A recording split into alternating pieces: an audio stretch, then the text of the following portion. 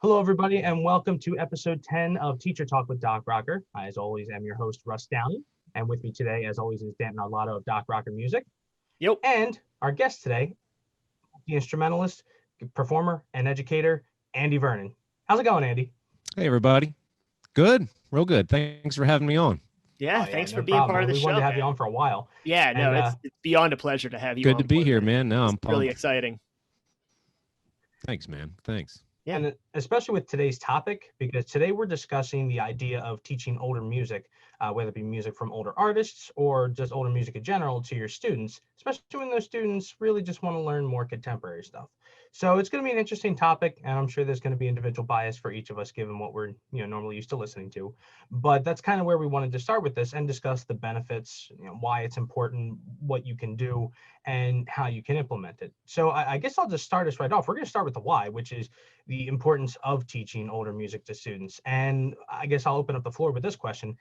In your opinion, why is it important to teach students older music, classical music notwithstanding, because obviously there's a lot to learn. So Andy, you want to start us Andy, off? why don't you get us started here? What do you think?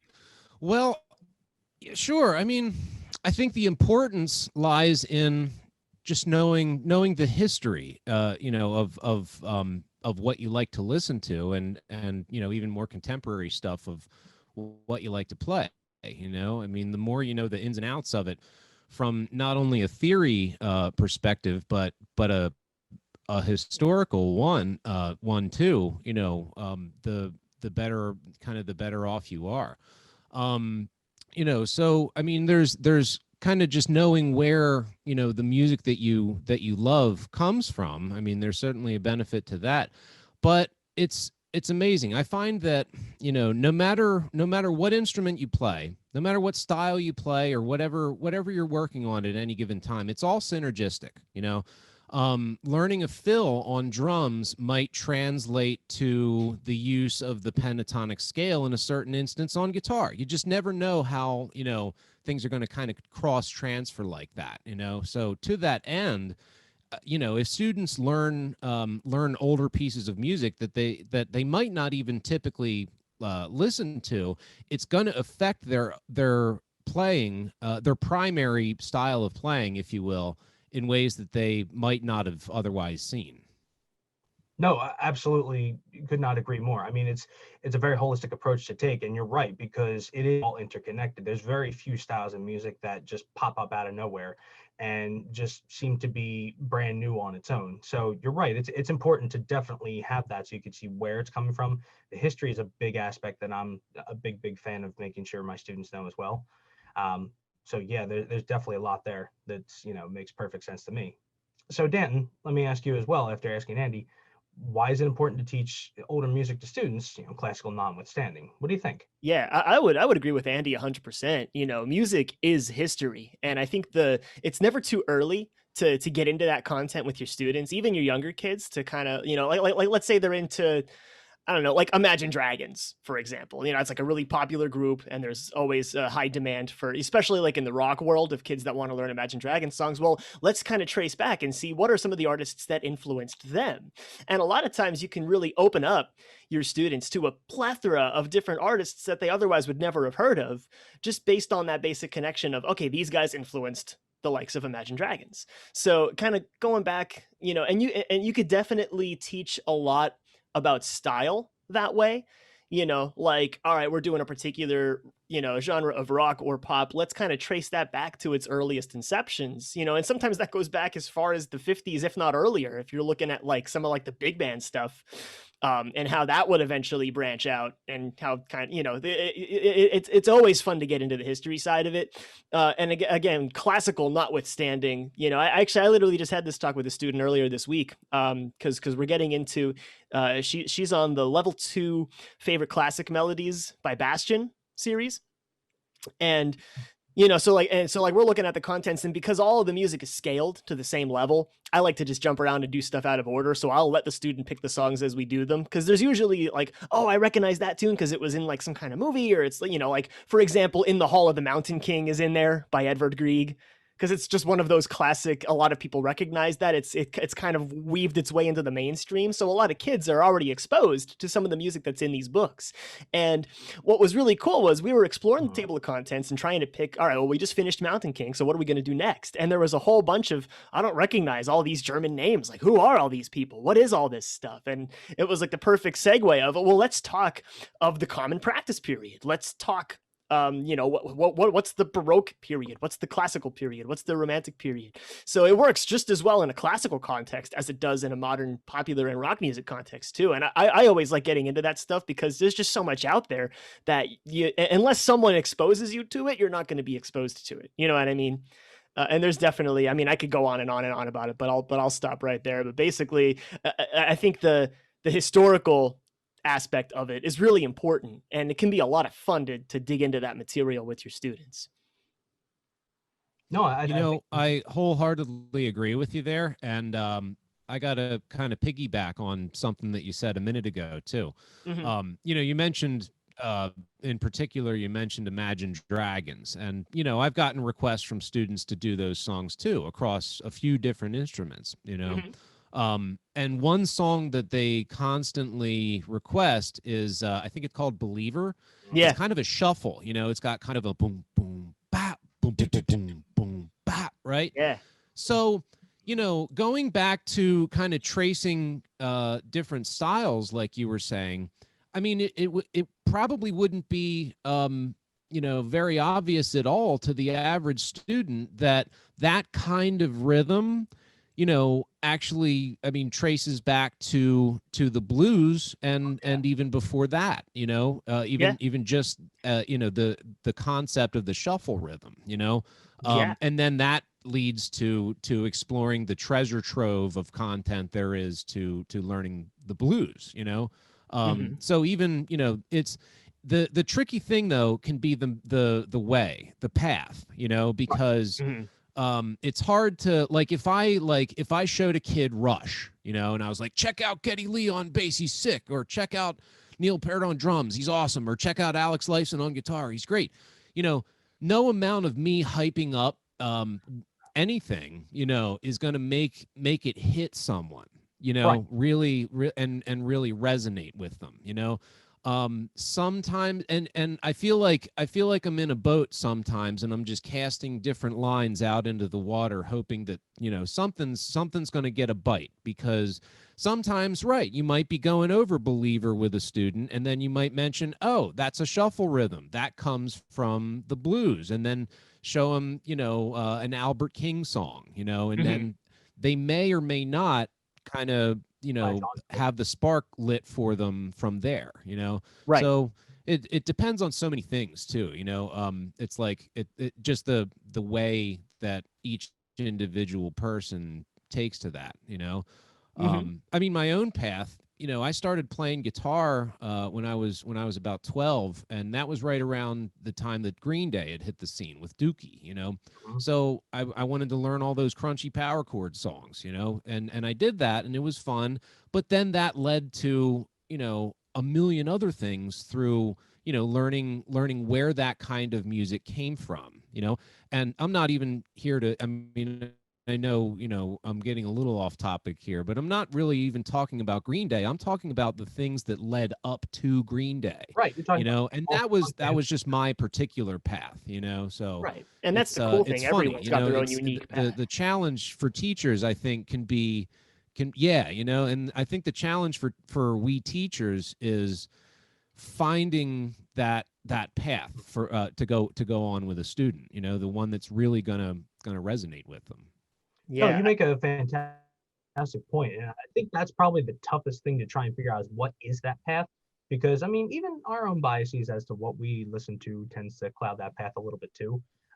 It's probably no coincidence you mentioned Rush before, and I always have to hold that one back because I'm like, this is a bit of a step up and a large learning curve, but at the same time, I think it's kind of the same principle as almost like a sharing of an oral history would be in a culture or tradition, is that you're basically sharing that history and hoping that the younger generations, in this case our students, catch on to it and see what it is that we enjoy so much about it, and also what has made it so timeless, having that kind of that kind of posterity, basically. Uh, uh, and basically just, being so important to music history in general, being important in terms of what can be gleaned from it, what you can learn from it, all the different techniques. Because one thing I see is that over time, there's always this distillation effect of what influences, kind of culminate in what band you're listening to. Like in a previous episode of the other side of the podcast, which is the Rock Talk, we had talked about some progressive rock. And Danton, I know you're a big Dream Theater fan, and one of the things is that some of their influences, Rush was one of their influences, One of their biggest influences. but you also get a exactly, and you also get a big distillation effect that takes like the core concepts that are there from different places and kind of mixes them together. And it's nice to see where they all came from, because while music tends to branch out a lot over time, and I actually want to talk about that to some extent as well, it also tends to converge in a lot of different places too. So I think it's really interesting to be able to actually study those different influences. But I think sometimes it's a bit of a hard sell to say to a student like, hey, this is the band that your favorite band listened to, because for a lot of them, like, I just want to listen to my favorite songs. I think it's our job to guide, not necessarily to point and say, here you go, this is what you should be listening to. Well, I always think of a line in the movie The Matrix, when I think it's Morpheus says to Neo, I can only show you the door. You have to walk through it. Yeah, no, that's exactly right.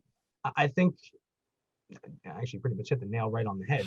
You know what I mean? I always think of leading the horse to water analogy too. Yes. Same exact concept. You can lead them to water. Mm-hmm. Yeah. I think. Well, I mean, my kind of method for that is, because, like, I remember when I was young and learning music, how how reluctant I was to anyone saying I should do this or should do that. You know what I mean? So, like, like, one of my favorite things to hear a student say is at the beginning of the lesson, if they say, I'm not sure what I want to do today, because that's a window right there, Yeah. So what I'll do, I'll dig up something from the archives and show it to them, giving them a little bit of history, and listen to the music, and teach them a little bit on the instrument, and then let them go from there. You know what I mean? That's just kind of push them off to the edge of the nest, because it's like you can show them. It's like it's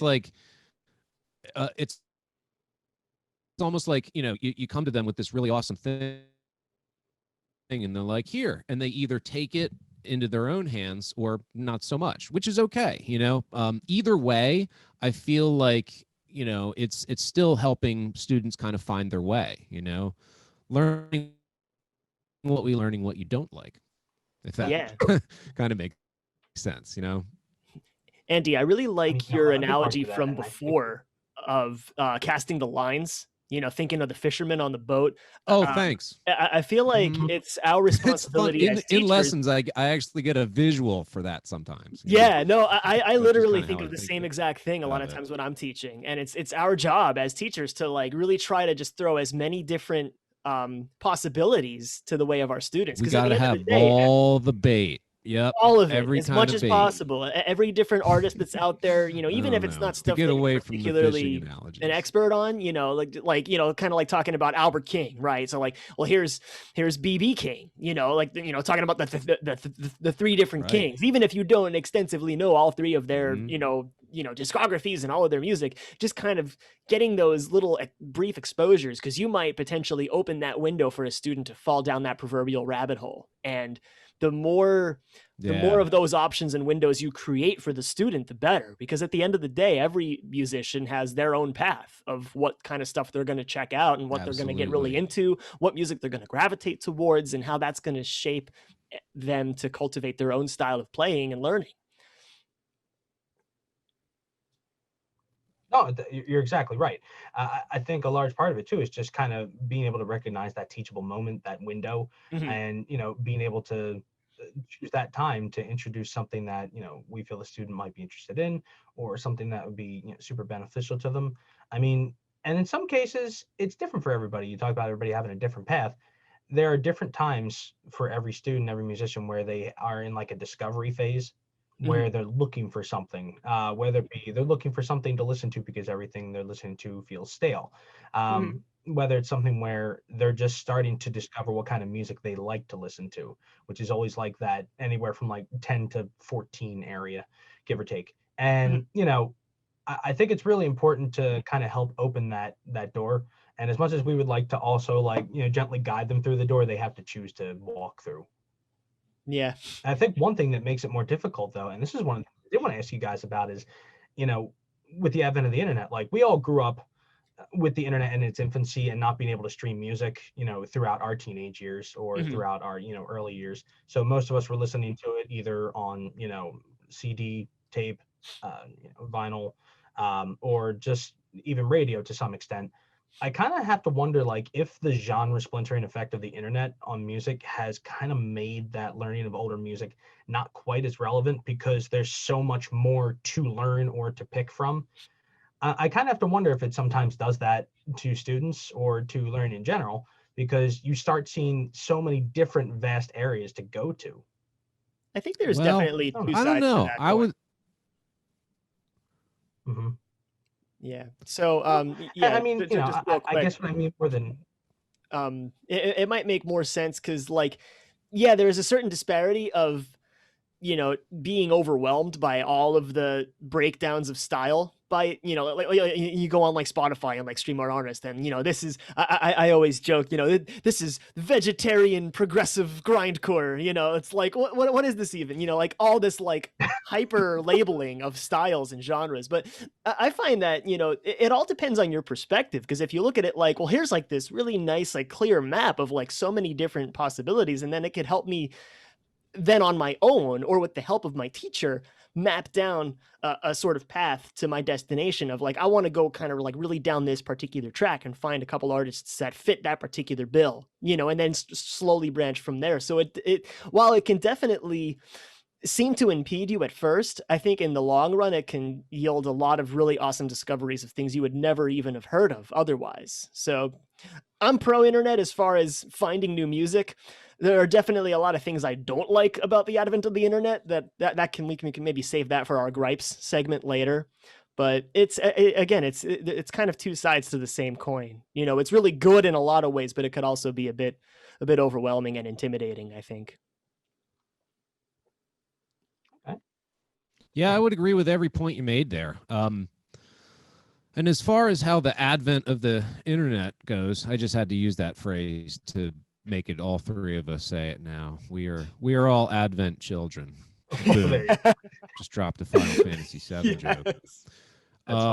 But with that, you know, and all of the splintering of subgenres, like you said, Russ, like I think that all of that makes the older stuff even that more important to learn. Because here's the thing: if you take your, you know, vegetarian bubblegum K-pop band, you know, and then trace the roots back to that to like Robert Johnson, right? Yeah. Now you could follow different paths into each individual crazy subgenre there is, you know, and you know, that would take all day and probably lead you to a lot of stuff that frankly you could kind of take or leave, you know. Yeah. Now, so and to me though, I mean, it kind of makes like the you know, it makes Robert Johnson way more important to learn because he went on and inspired the vegetarian bubblegum K-pop band, as well as like the 8 billion other subgenres that has come from, you know, the splintering of subgenres since the advent of the internet. Man, I like this is coming full circle. I love it. That's what I say. No, I think Beautifully you're exactly put. right. I mean, you know, the funny part is when I thought of that, I was thinking, well, you know, there are more like labels for different types of metal than I even knew were literally possible. And it's just because it's so much more of a widespread thing for, you know, groups to be able to put music out there that, you know, those who find them may want to learn. I kind of have to wonder if it, you know, kind of has that like kind of like a clogging effect where it almost like winds up being so much that there's just a lot there to go through for those who, you know, potentially want to learn that. But you're right, it does make it important to still see what like led to that point. And you know, my my greatest hope is that for students, they'll kind of see like, oh, well, this is what the people I like listening to listen to. And I think sometimes it's successful. I think other times kind of like, yeah, okay, it's kind of old, but it's good, I guess. I think one of the most telling things though that I ever heard years ago when I was teaching, like a 20th century music course for ninth graders was when I was covering rock history. The first thing I heard from them is that, well, the music's good, we've just never heard it before. And that to me says, okay, well, who's not showing you music around you? And I think a lot of it starts just from immersion in the home as well. Yeah. I know what my parents listened to was a big influence on what I started to listen to.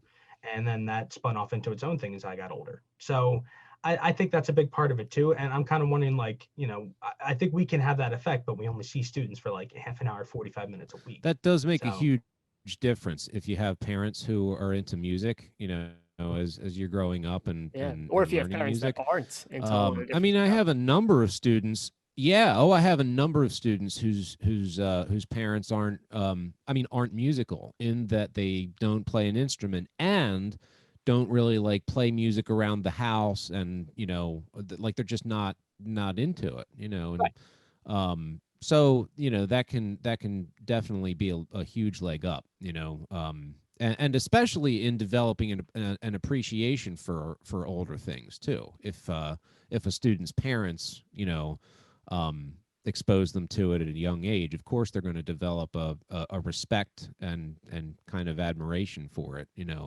and unless they're a teenager, they might rebel against it then. Are you kidding me? But I still have a good working memory of all the Bee Gees' greatest hits, thanks to my mother. Yeah. So and well, my dad, the internet comes my dad exposed me to Go ahead. My dad exposed me to Steely Dan's Live in America, which to date it's one of my favorite live albums ever, as well as Peter Gabriel's Secret World Live. That was another one he played a lot, so great. he was into them a lot.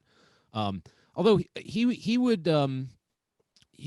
into all sorts of world music too. Like he would bump African drumming music, while we were doing our homework and stuff like that. Awesome. He was into all sorts of Latin drumming and stuff like that too. That's really cool. I mean, I feel kind of lucky in that regard. You know what I mean? Because absolutely, that was huge. Even though I thought I didn't like it when I was a kid, it was so crucial for me. Yeah. Kind of those moments developing really as a musician and just as my own person. Right? No, you're exactly right. And I think that's really kind of cool too. And this, I guess, the one thing I'm going to say is that for anybody who's a parent who's watching, please share the music that you listen to with your kids. It's super, super helpful for them, for development wise, as them as musicians. It kind of helps to surround them by music. Anything where you get immersed in it is going to help. Yeah, especially the younger the kids are, the better. Doesn't matter what it is. The more the brain is like a sponge and it just soaks all that stuff in. And for a lot of those kids out there that don't have that benefit of musical parents that are going to expose them to lots of different stuff, that's where the internet can kind of come in and save the day, where now you just go on Spotify and you can, there's a whole real sophisticated chain of algorithms that kind of break down, oh, you listen to this one thing, well, here's like 20 other things that sound like that. Here's 20 different things of where that influenced where that came from. And you can just go down that path on your own, and you can do a lot of self-discovery and find a lot of things on your own too. I know that partially worked for me as a kid growing up, because like right as that sort of stuff started emerging, it's like, oh, I can now just kind of venture out and see, well, where do these musicians in this favorite band of mine come from, and what other projects have they done? And it led me to discovering a lot of music completely on my own that my parents never listened to, my teachers never listened to. There's a lot of stuff. One of my favorite guitar players ever is Steve Vai. And I kind of hold a special place in my heart for him, because like no one showed me him. I found him in like a metal magazine, because he had like an album that came out. There was like a little thing for him, and was like, who is this guy? He looks really cool, and he's got this weird goofy guitar, and he's got this. And I just went to a CD store and picked up his first Real Illusions album, and I fell in love with him right away. I was like, this guy is great, So you definitely can do a lot on your own. Better when you find out he played on the Halo 2 soundtrack. Yeah, I didn't even learn that until years later. I was like, oh wow, this is amazing. But yeah, so for those, for the less for the less privileged out there, don't get discouraged, because there are a lot of really, really useful resources that can help you find your own kind of unique niche in music consumption. And that can then lead to really, going back to Steve Vai, he really influenced a lot of what I've done as a composition student in college, and, how I play today and how I write. A lot of it comes from him. So, a lot of times you can definitely find your own path. Yeah, no, you're exactly right. So one thing I did want to ask you guys, since we've covered a good bit of the importance as to why, I kind of wanted to cover the what. And my question I was going to open up to you guys is like, if we do use older genres, which it seems like we all do, are there particular songs you pick, or are there particular groups you steer towards for teaching particular skills or techniques, and why? Like, I know I kind of have like a set kind of loose course of what I carry my students through for particular skills. I wanted to find out if both of you guys happen to do that, or if it's a little bit more freeform. Andy, why don't you start us off? It's a pretty solid mix, actually. I mean, I've got a couple ones that, given the technique that we're trying to work through, or just whatever we're trying to do, I've got songs that I go to, but it's a little bit freeform also. I mean, there's always kind of a random element to any music lesson going in, but as far as the what, as for the pentatonic scale, for guitar players, for example, there's a Frank Zappa song called what's the one? I believe it's Magic Fingers. It's called Magic Fingers. Okay. And it's a tough riff, but it's a great use of the pentatonic scale and kind of using different movements through that to play the riff. As far as chords go, for guitar, I mean, I'll go to something like Knocking on Heaven's Door to start someone out, just using G, D, and C. Sometimes Bob Marley too, but then, I feel like, as you use different songs to teach different, well, when you teach different songs to people, what you end up doing is kind of going down these side paths of, like, for instance, if I'm trying to teach like an E minor to G switch, I'll teach About a Girl by Nirvana, because that's 90% of the song. It's just E minor and G. And then we'll go down, like open up what Nirvana is a little bit. And then, further on, we'll say, all right, well, they're kind of labeled as alternative rock. So what other kind of bands are in that style, Yeah, and you could even get into the and I'll basically keep going until I can gain a sense that they're kind of trailing off. And absolutely. Yeah. Well, it's funny. There are a lot of students who don't know that Dave Grohl was the drummer for Nirvana. Yeah, I mean, it happens fairly regularly to me, where I'll tell someone that and they'll be like blown away, I mean, younger students, Well, sure, they're not like that. They didn't grow up in the time period too, where all that stuff was in its heyday. Pioneer a whole genre on one instrument and then continue in another band singing and playing another instrument. It's pretty cool. But yeah, anyway, he's a legend. I love that, man. About Foo Fighters all day. I digress. Yeah, it was awesome. Big Me is a good one for a C chord too, and a C7. There's a fancy C7 chord at the very end of that one. But no, that's kind of it for me.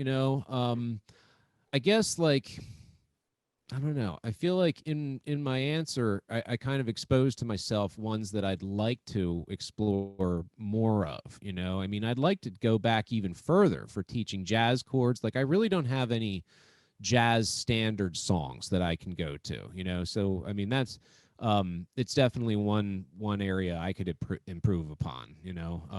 But there are definitely songs that can kind of branch out into different techniques and learning the knowledge of different styles, from even just a couple go-to songs. Okay. Dan, what about you?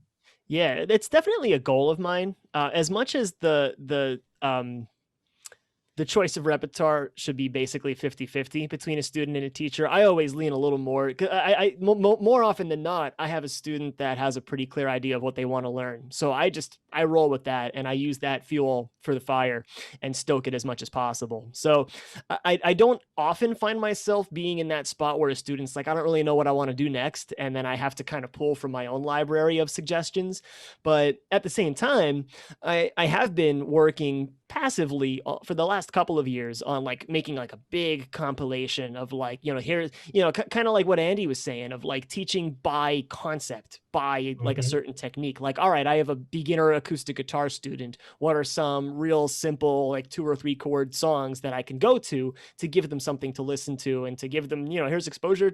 A really, really common one I use is Good Riddance by Green Day, because that's the first song I learned on guitar, and it's a really easy song to learn. It only has 4 different chords in it, and a lot of times it's the same order and progression, so you can teach a lot of different really basic beginner skills with that song, and it serves as a good gateway not only into other songs that are like that, but other songs by Green Day, who have a pretty diverse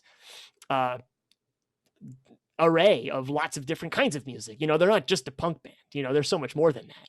And I feel like that's a really good gateway for a lot of students to get into like a really prolific artist. So, there are definitely like some, like, here's like a short list of songs to teach pentatonic scales. Here's a list of songs to teach beginner open position chords. Here's, insert concept here. And then that branches out into 5 or 6 different songs. And I try to make my lists as diverse as possible. I try to avoid just sticking to stuff that I'm into and that I like. I like to like, here's like a good kind of scope of everything that's out there. I mean, I go to the Beatles a lot for different things, as much as I don't like them personally.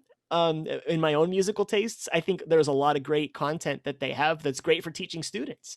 So ironically enough, I fall back on the Beatles a lot in my teaching, more in like a rock setting, sure. But yeah, like I said, in my own perfect world, I would have like this like super like extensive list completely hammered out with like every single possibility exhausted that I can just pull from this immense database. But it's one of those things I've been just every time I get exposed to a new piece of music and I think it's going to fit the curriculum well, I'll throw it in on my little list. And I'm just growing this table, year by year. And it's nowhere close to finished.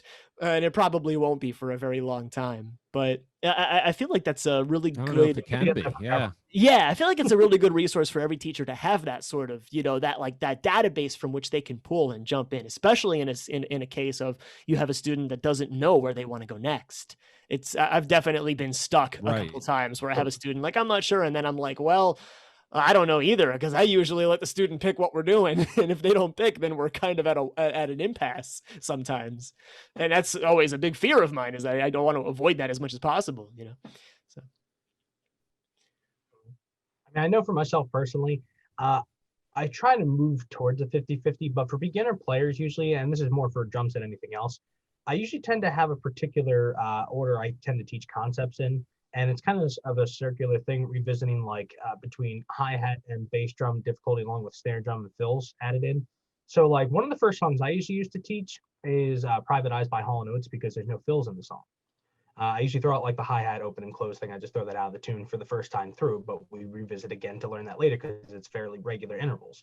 That's one of the first ones. Or if I'm trying to teach, some simple fills, I'll use like Tom Petty's Learning to Fly, which is a good one. Sometimes if I want to teach like using 16th on the hi-hat that's not throughout the entire tune, I'll use Too Much Time on My Hands by Styx. Basically, I try and visit it that way as a student's first learning until they are old enough to handle like a particular base core skill set. And then we start moving towards the 50-50 where like they have an idea where they want to go and I'll find something that fits along there too. That way I use what I'm picking as a means to kind of get them used to seeing different types of music, and they also get to pick something as well. But I'm not sure if I was always truly comfortable with relinquishing all that control, because, you still want to pick something for a student that's going to fit their skill set and be just challenging enough for them to meet the challenge, but not so difficult that, they're going to be getting frustrated with it. Like if I walked into my drum lessons after the first year when I was a kid and said, I want to play Subdivisions by Russ, my teacher would have looked at me like I had 3 heads.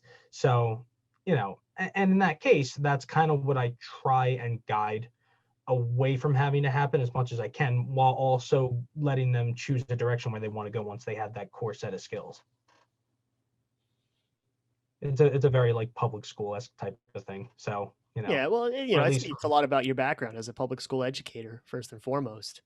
And I think it's really good to have a system like Yeah, that in play, absolutely. because it'll definitely help prevent that wall that I was talking about, or having that case where so often to me, I have that case of, especially like I have piano students that want to do these really, really ambitious and technical and difficult and athletic pieces that they're just not ready for. And I always like to, let's at least go up to the foot of the mountain. Let's kind of look at it and see, just to see,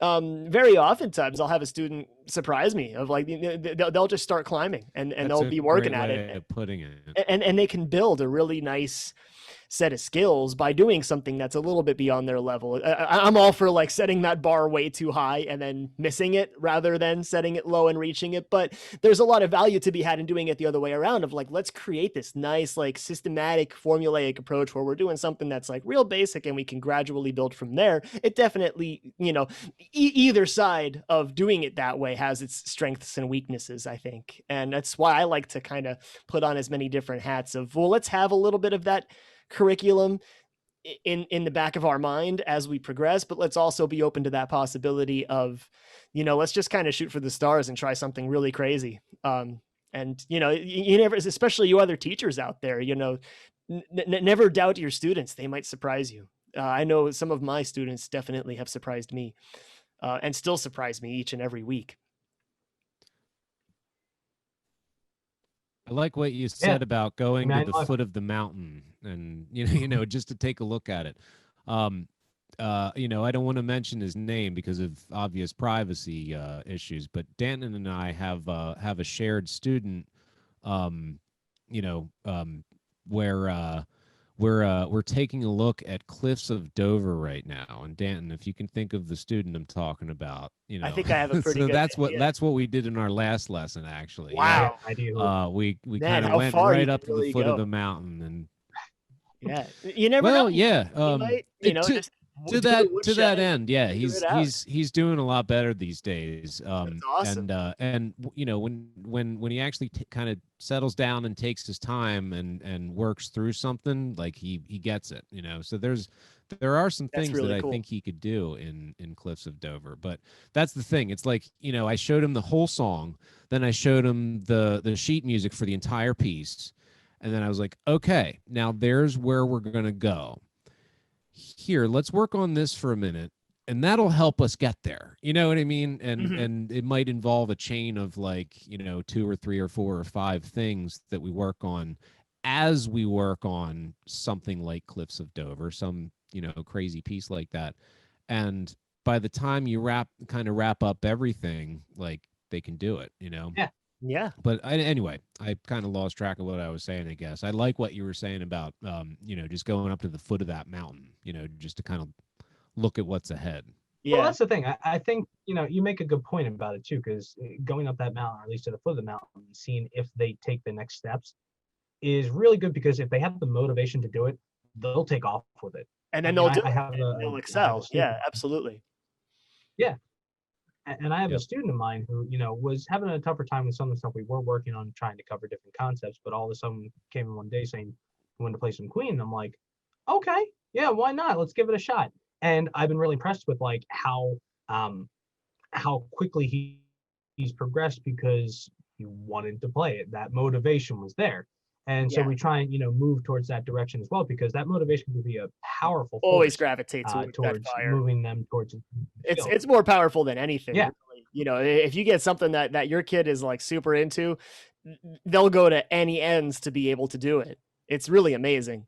And it doesn't matter how young the kid is. It doesn't matter how inexperienced they are. They could really do some incredible stuff. There's a lot of potential in each and every student you have.